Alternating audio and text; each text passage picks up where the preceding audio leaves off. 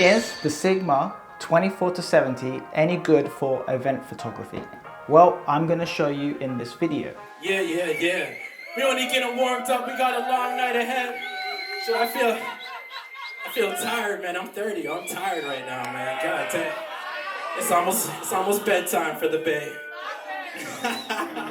So I was trying to figure out how I was going to create this video to show you guys, and I wanted to keep it as simple as possible. Then all of a sudden my friend Tyler messaged me, who I'll explain a little bit more in this video. And he goes, hey, I have an event coming up and it's my birthday. Do you want to come along? And I was like, yeah, sure, of course I want to come along. And I asked him, say, look, let me bring my camera up and I can take some photos and videos of you at your event.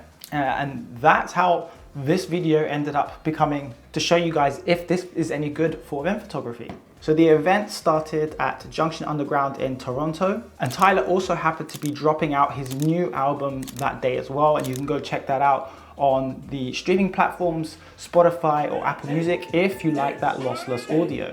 Hey, yo, it's been 3 years since I dropped my first tape, man. I thought I'd be signed on my birthday. Still go hard, kill beats in the worst way. Smoke a lot of weed like every day, Earth Day. Or maybe 420. When I'm feeling low, I'll be listening to Cuddy Dark Side of the Moon. So I'm from Never Sunny, ain't trying to be a broke with no money. She wanted me to maintain, can I shit together, but I'm a rock star. I want to keep this video brief, so essentially I'm just going to tell you what my setup was. So it was the Sony a6400 with the Sigma 24-70, and I also have here as well the Polar Pro mist filter on here. I love this thing, and it would just add more atmosphere to the shots, in my opinion. I pretty much have this all the time now when I shoot, especially in settings like this with the glow around the lights. That's the reason I have the Polar Pro mist filter. Now I put my camera into aperture priority mode. I put the ISO to auto ISO, capping it at 12,800. I thought because it was a very, very dark room, I wanted to give myself the best chance possible. So just crank up the ISO, and I've done it before in the past, and do you know what? People add grain nowadays. The aperture, I kept it pretty much f2.8 throughout. Again, really dark, wanted as much light as possible coming into the camera. And I had some assistance with the ambience lights, depending how far or close I am.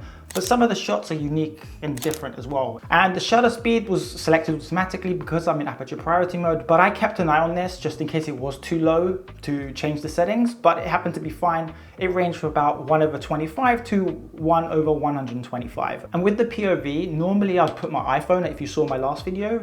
This time I actually put my DJI Action 2 just to test it out to see what it was like. Probably not the best situation again because of low light, but hey, it's POV. It wasn't supposed to capture the main event anyway. And I just kept this at 4K 30 rock steady, and that was pretty much the settings for that. Some dudes wanna test me, but look at how far I've come. Yo, fuck, are you dumb? Trying to tell me you ain't never seen super villain on YouTube. When I put it in, she be like, ooh, she ain't with you cause he's not that cool. Yo, bro, it's finna be lit up on my birthday. You should get a ticket to the show, bet you niggas didn't know. See, you gotta get something on that way, but I still call it don't play for your birthday. Now let me tell you a quick story about Tyler.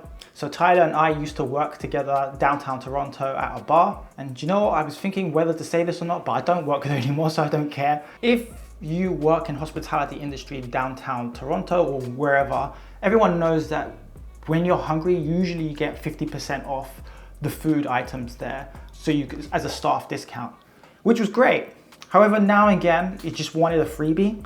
And if you make good friendships and relationships with the kitchen, hence I made relationship with Tyler. So I said to him, do you mind making me a double cheeseburger? And he said, yeah, sure, no problem. Just give me a mo and I'll sort it out for you. And he delivered. So that was really great. And this was not every day, of course, like now and then he just wanted a freebie. And if Tyler wasn't able to deliver, he actually came up to me and apologized, saying that he wasn't able to make the meal for me. And you know what? I respect that, because at least he came up to me and just not did anything. So that's a sign of respect, and I love that from him. So yeah, Tyler's a great guy. We've even played basketball as well. I think back this last summer, 2023, I said to him, what are you doing? He goes, do you want to play some ball? Sure. Obviously, I'm not the greatest. I didn't grow up in Canada playing ball. Football was more my thing, but I still enjoy basketball and I played with Tyler. But yeah, check out some of his stuff that he can do. He's a good basketball player as well. Shout out to the bar staff holding it down. I hope y'all are tipping. Come on. Chris, I'm sorry, man. I forgot you, man. I'm sorry, man. I didn't know, man. All right, I can't shout out everyone. We'll keep that on the low. DJ, let's get into this next one. Let's get this show going. Now, I like putting myself into situations to force myself to do something. So this is the first time I actually shot video with the Sigma 24-70, and I thought, you know what, let's just try it, see what happens. And in my opinion, the footage came out really nice. It came out better than most smartphones. Normally when you film on smartphones, you get those silly little reflection things when you watch back, and that's not the best. But smartphone footage is very good, that quick handheld stuff. However, with the Sigma 24-70, with f2.8, with the settings I gave earlier, I think the footage came out great. It wasn't stabilized, but again, I'm gonna try that in the edit. Hopefully that came out all right. And you know what, now that I've tested this lens, the next time I have an event, I can just hone my skills and dial those in further to get better footage. And I even shot in the standard profile just to see what it was like. Next time, maybe I'll shoot in S-Log 3. I think that's the one everyone uses. So I think this is going to be a great everyday use case lens. So let me know your thoughts down below, and do you own a Sigma 24-70? Remember to check out the photos on Instagram of Tyler's event, and show Tyler some love too on his Instagram page. Subscribe for more videos on drones, photography, and everything in between, and YouTube recommends you should watch this video next. See you in the next one. Peace. Thank y'all, man. Thank y'all. I love you. Check the vibe, yo. Check the vibe. Line vibrations. Yes, whoa. Line vibrations.